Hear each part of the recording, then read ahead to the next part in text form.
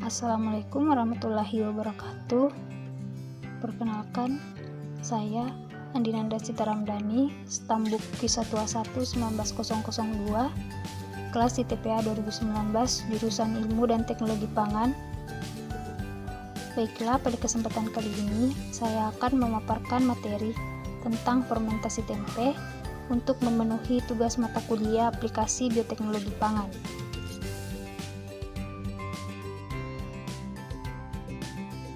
Baiklah, langsung saja.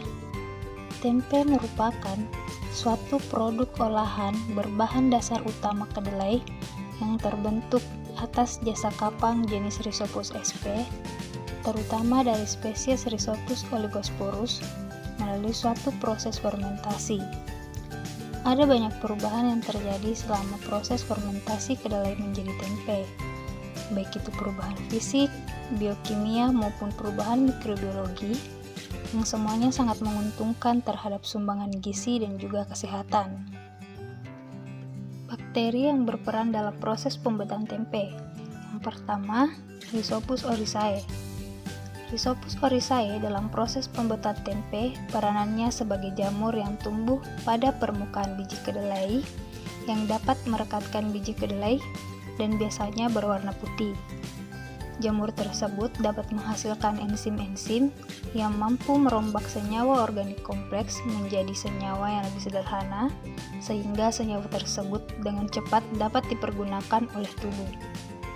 Selanjutnya, klasifikasi bakteri Rhizopus oryzae.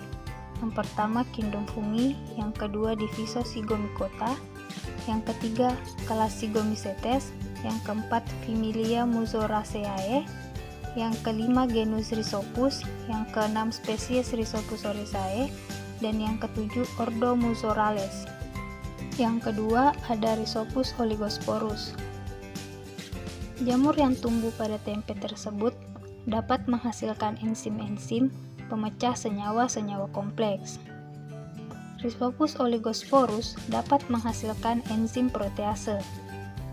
Perombakan senyawa kompleks protein menjadi senyawa yang lebih sederhana, yaitu asam amino. Asam amino penting dalam fermentasi tempe dan merupakan salah satu faktor utama dari penentuan kualitas tempe, yakni sebagai sumber protein nabati yang memiliki nilai cerna tinggi karena lebih mudah untuk diserap dan dimanfaatkan oleh tubuh secara langsung. Selanjutnya, klasifikasi dari bakteri Rhizopus oligosporus.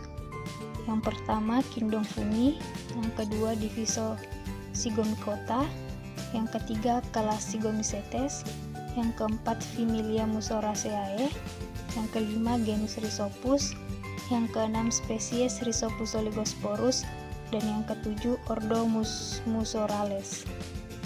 Selanjutnya yaitu kondisi lingkungan.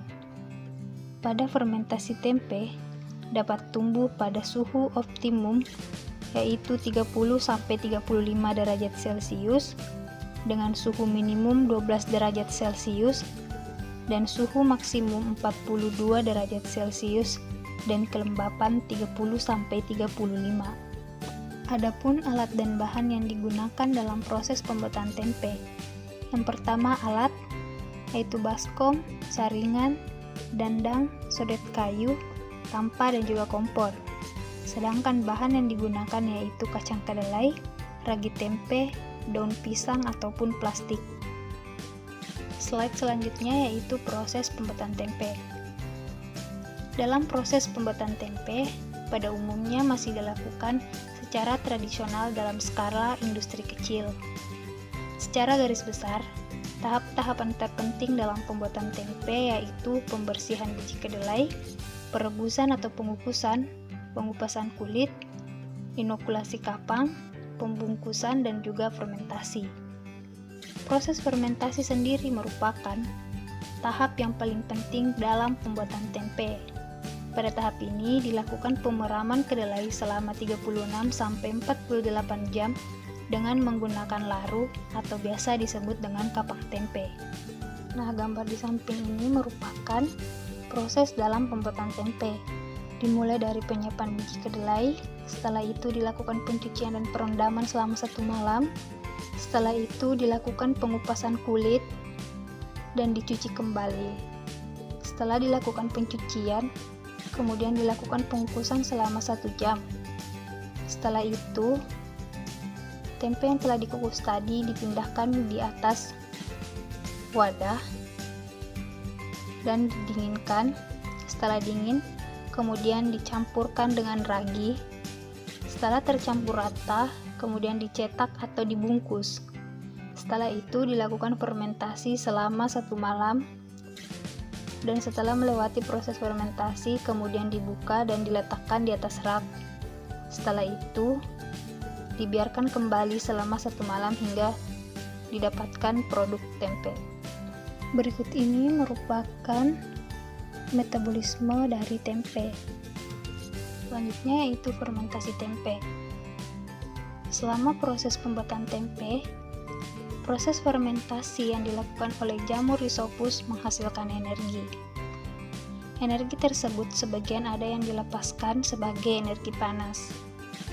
Energi panas itulah yang dapat menyebabkan perubahan suhu selama proses inokulasi tempe. Selain terjadi perubahan suhu, selama proses inokulasi tempe juga terjadi perubahan warna dan juga munculnya titik-titik air yang dapat diamati pada permukaan plastik pembungkus tempe. Pada awal pengamatan, kedelai pada tempe seperti berselimut kapas berwarna putih, akan tetapi dengan bertambahnya masa inokulasi, mulai muncul warna hitam pada permukaan tempe. Pada proses pembuatan tempe, sedikitnya terdapat 4 genus Rhizopus yang dapat digunakan, akan tetapi Rhizopus oligosporus yang merupakan genus utamanya dan Rhizopus oryzae merupakan genus lain yang dapat digunakan dalam pembuatan tempe. Tempe dapat menghasilkan enzim fitase yang akan menguraikan asam fitat yang mengikat beberapa mineral menjadi fosfor dan inositol. Dengan terurainya asam fitat, maka mineral-mineral tertentu seperti besi, kalsium, magnesium, dan seng menjadi lebih tersedia untuk dimanfaatkan oleh tubuh. Oleh karena itu, dengan mengkonsumsi tempe secara teratur akan menghindari seseorang dari anemia akibat kekurangan zat besi. Berikut ini merupakan tabel dari kandungan gizi kedelai dan juga tempe. Adapun penyebab tempe cepat basi, yaitu kerusakan yang terjadi pada tempe disebabkan oleh aktivitas enzim proteolitik yang dapat mendegradasi protein menjadi amonia, dan juga aroma dan bau yang tidak sedap dari tempe tersebut dihasilkan karena adanya aktivitas enzim proteolitik tersebut. Selanjutnya yaitu manfaat tempe. Ada banyak manfaat tempe untuk kesehatan, diantaranya dapat menjaga kesehatan jantung, mencegah berbagai penyakit pencernaan, meningkatkan sistem kekebalan tubuh, dapat mencegah osteoporosis, dapat mencegah kanker, dapat mencegah anemia, dan juga dapat menghambat proses penuaan. Berikut ini merupakan gambar dari produk tempe.